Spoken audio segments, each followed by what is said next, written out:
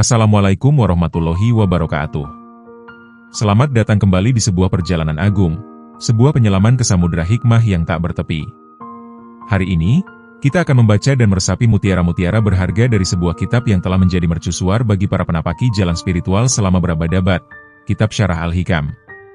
Ditulis oleh seorang alim besar, Imam Tajuddin Abu Fadli Ahmad bin Muhammad bin Abdul Karim bin Athoillah Askandari.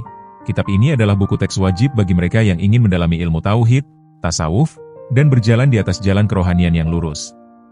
Di masa lalu, banyak yang merasa kitab ini sulit dipahami. Namun, sesungguhnya, Khazanah Al-Hikam ini ibarat air lautan yang tidak akan pernah kering. Semakin dalam kita menggali, semakin banyak mutiara yang akan kita temukan. Kitab ini hadir sebagai jembatan, sebuah usaha untuk menjelaskan persoalan hidup dan kehidupan yang senantiasa berputar di antara kebutuhan lahiriah dan batiniah.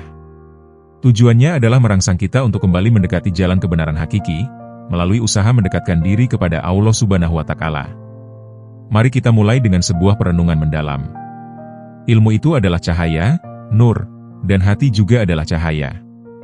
Nur ilahi, hati, dan ilmu memiliki hubungan yang sangat erat. Hati yang suci dan bersih menjadi wadah yang sempurna untuk menerima pancaran nur ilahi. Ketika hati sudah dipenuhi oleh cahaya ilahi, ia akan mampu menerima nur ilmu dari alam gaib, membuka hakikat alam semesta dan hakikat ketuhanan. Cahaya hati ini kemudian memancar ke akal, memungkinkan akal untuk memahami hal-hal gaib yang tidak bisa dipahami oleh akal biasa. Ketika hati dan akal sudah beriman, kegelisahan akan sirna, dan kekeliruan akan lenyap.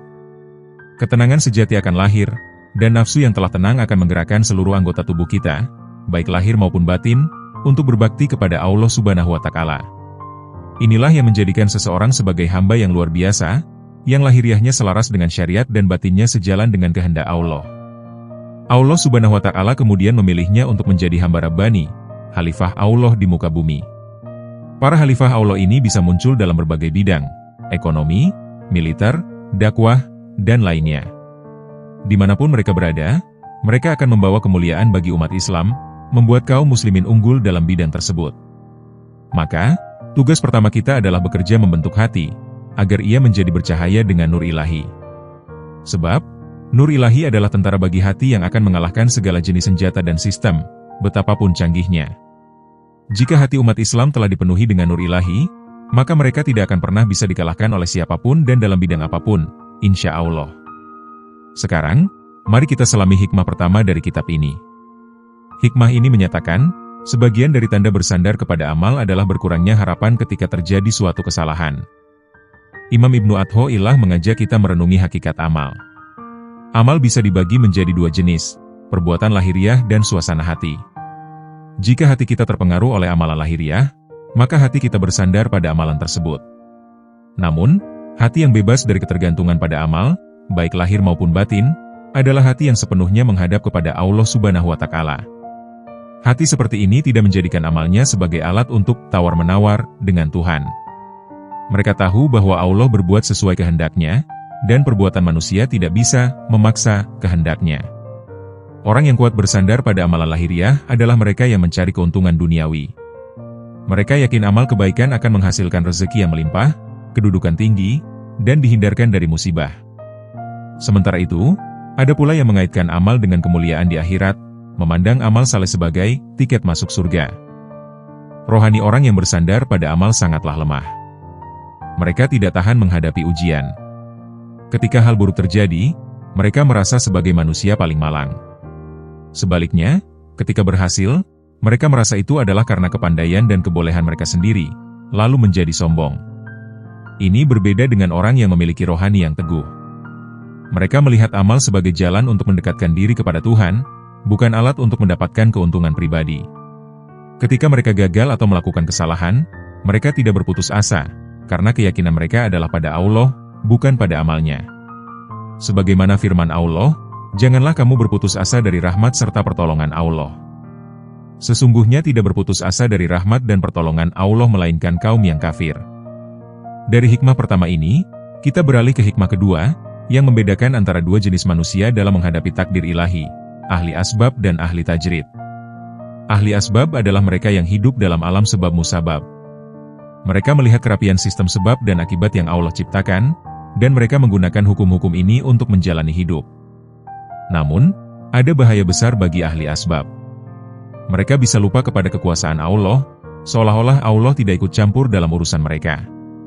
Mereka bisa mempertuhankan hukum sebab akibat. Allah Subhanahu wa Ta'ala tidak suka jika hambanya terhijab oleh alam ciptaannya. Itulah mengapa Dia mengutus para rasul dengan mukjizat yang merombak hukum sebab akibat. Api yang tidak membakar Nabi Ibrahim, air laut yang terbelah untuk Nabi Musa, atau air yang keluar dari jari-jari Nabi Muhammad. Semua ini adalah tanda bahwa kekuasaan Allah lah yang hakiki, bukan hukum sebab akibat.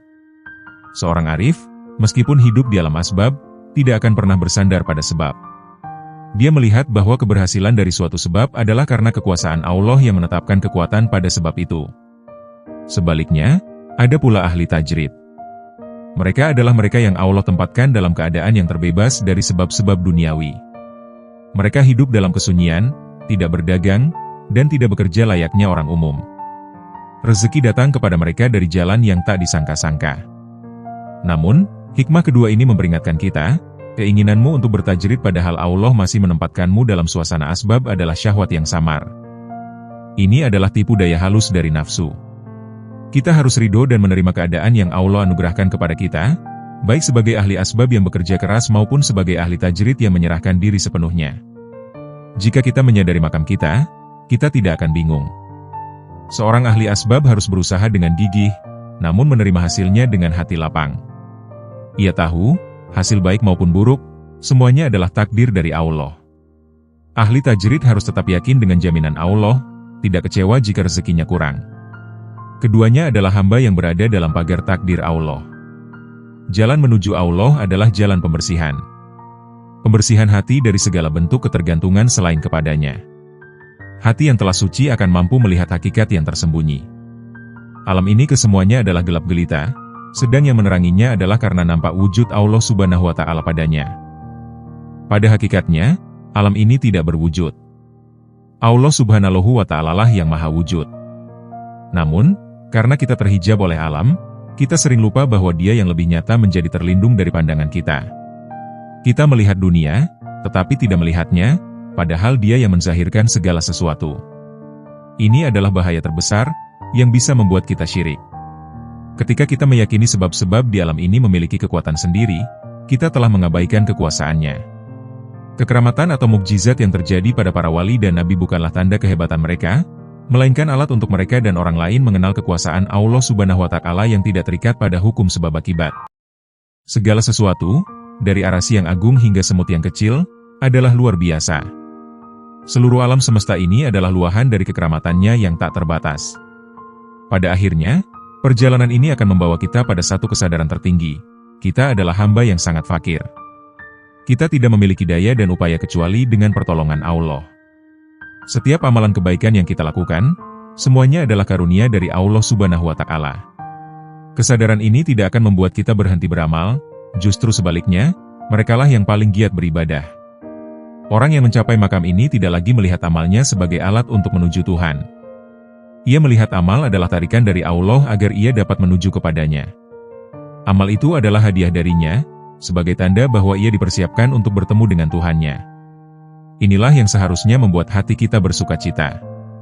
Ketahuilah, bahwa setiap hamba yang telah mencapai makam takdir dan perlakuan Allah, akan dikembalikan kepada kesadaran kemanusiaannya. Ia kembali menjadi hamba yang memiliki hajat dan keperluan, yang terus meminta kepada Allah. Dan permintaan mereka, pasti dikabulkan, sebagai ganjaran dan sebagai tanda kedudukan mereka di sisinya. Inilah hamba yang sempurna, yang layak bergelar Khalifah Allah. Perjalanan ini tidak berakhir di dunia. Setiap insan pasti akan merasakan mati. Kemenangan sejati adalah ketika kita dijauhkan dari neraka dan dimasukkan ke dalam surga. Oleh karena itu, janganlah kita terpedaya oleh kesenangan dunia yang hanyalah tipu daya. Mari kita pelihara wirid-wirid kita, amalan-amalan rutin kita, karena wirid adalah jalan untuk mendapatkan warid, karunia ilahi. Jangan pernah mengabaikan wirid, kecuali orang-orang yang bodoh. Sebab, wirid kita akan menyambung kita hingga ke akhirat, dan warid akan terus mengalir hingga kita bertemu dengannya. Semoga dengan narasi ini, kita semua terinspirasi untuk menjadi hamba-hamba yang tidak hanya mengejar amal, tetapi juga mengenal hakikat di balik setiap amal. hamba yang ridho dengan takdirnya dan senantiasa bersandar kepadanya. Wassalamualaikum warahmatullahi wabarakatuh.